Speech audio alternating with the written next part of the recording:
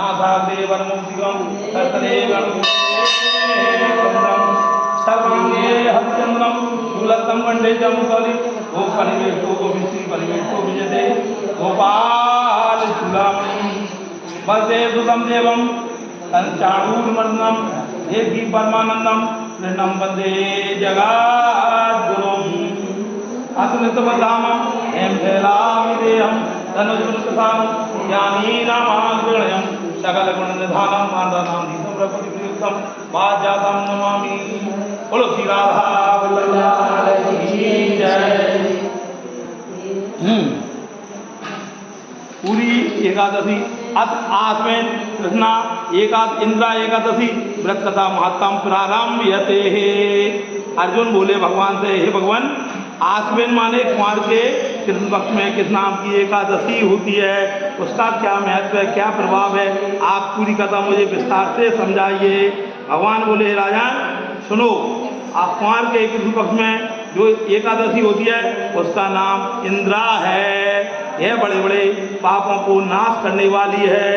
इस दिन क्या करना चाहिए? पूरी एकादशियों की एक ही कथा है। 12 महीने की 24 एकादशी और 2 पुरुषोत्तम मास की 26 एकादशी। 26 एकादशी की एक ही कथा है कि एकादशी को अन्न नहीं खाना चाहिए। क्यों नहीं खाना चाहिए? क्योंकि जो पाप है ना वो अन्न में आन के बैठ गया है। 2 बातों से दूर रहना है, पाप और पापी से। और यदि जाने अनजाने में पाप हो जाए तो प्रायश्चित करने से पाप मिट जाता है। स्वर मिले न बिन सरस्वती और गुरु बिन मिले न ज्ञान और भाग बिना तीरथ नहीं। भजन बिना भगवान, भजन से भगवान की प्राप्ति होती है। दिन भर मौन रहना है, किसी की निंदा चुगली नहीं करना है, स्वयं को देखना है, ज़्यादा उलझन में नहीं पड़ना है। स्वयं को देखेंगे और भगवान को देखेंगे, एकाकार करेंगे, मौन रहेंगे, मौन होकर भोजन करेंगे। द्वादशी के दिन भगवान युधिष्ठिर को कथा सुना रहे हैं। ये युधिष्ठिर, तो प्राचीन समय की बात है कि एक राजा था सतयुग में, राम वंश में, सूर्य वंश में एक प्रतापी राजा हो गए हैं। उस राजा का नाम राजा हो गए हैं, उनका नाम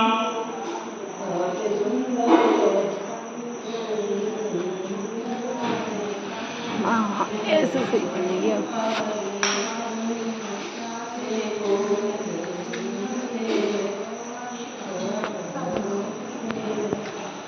इंद्रसेन नाम के राजा थे, सूर्य वंश में हुए थे, जो इंद्रसेन के नाम से विख्यात हुए। राजकुमार इंद्रसेन दूसरे जन्म में महेशमती के राजा, दूसरे जन्म की कथा में वो महेशमती माने महेश्वर में राजा। नर्मदा नदी के किनारे जो महेश्वर मंडलेश्वर है इंदौर से 200 किलोमीटर, वहाँ पर महेशमती राजा हो गए थे। धर्मपूर्वक अपनी प्रजा का पालन करते थे दूसरे जन्म में। उनका यश सब और फैल चुका था। राजा इंद्रसेन भगवान के बहुत ही भक्त थे। राजा तो थे लेकिन भगवान विष्णु के बहुत भक्त थे। 24 घंटा नियम पूर्वक लगे रहते थे, सब दान और शयन में लगे रहते थे और 24 घंटा भगवान का भजन करते थे।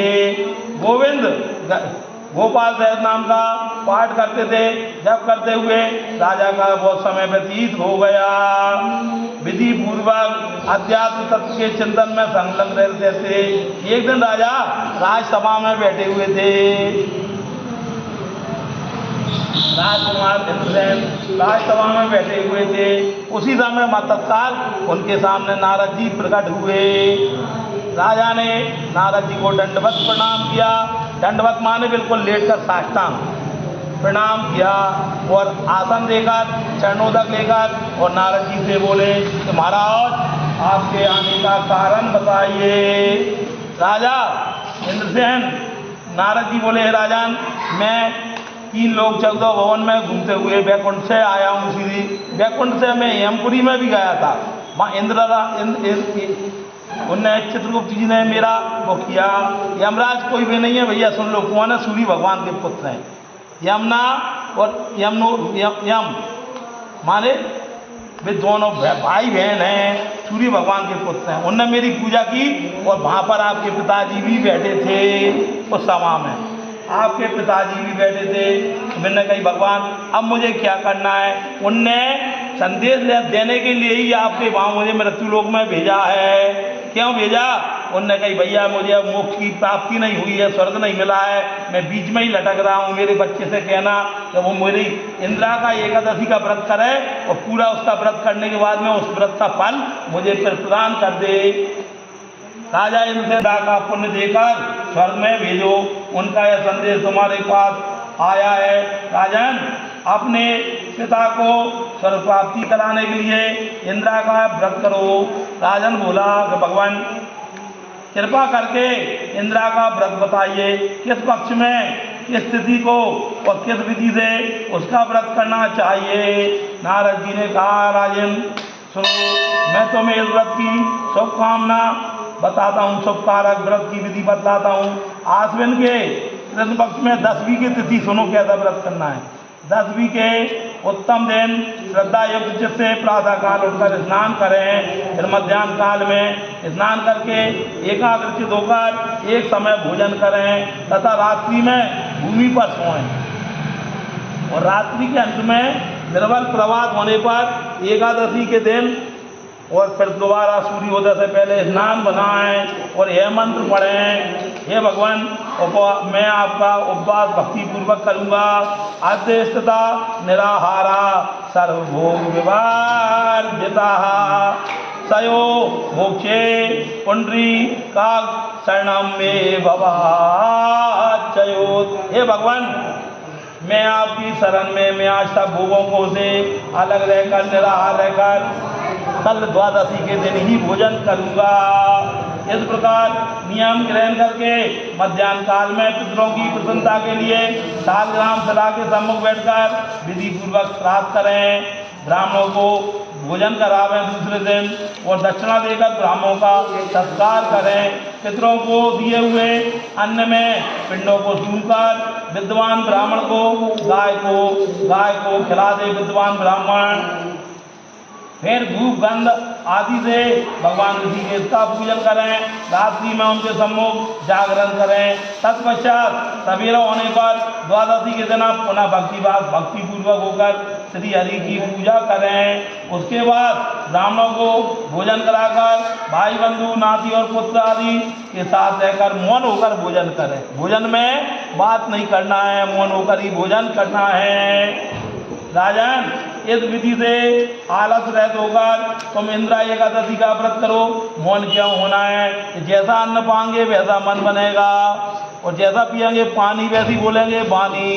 इसलिए भगवान का प्रसाद सुनकर अन्न में ही भगवान है वासुदेव, अन्न से ही तीनों लोगों की तृप्ति होती है।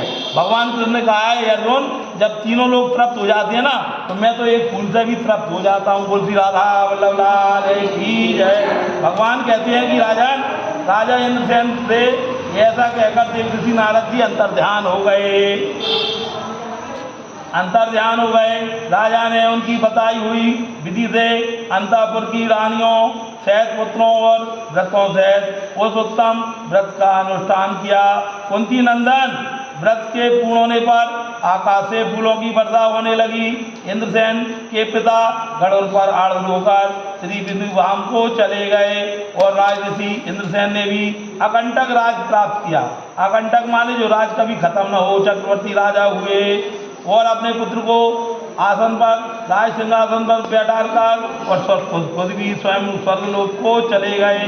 इस प्रकार हमने तुम्हारे सामने इंदिरा एकादशी के व्रत की महत्ता बतलाया है। इसके पढ़ने और सुनने से सब प्रकार के पापों से मुक्त होती है। इति श्री आश्विन कृष्णा इंदिरा एकादशी व्रत महत्तम कथा समाप्त हो। श्री राधा वल्लभ लाल की जय।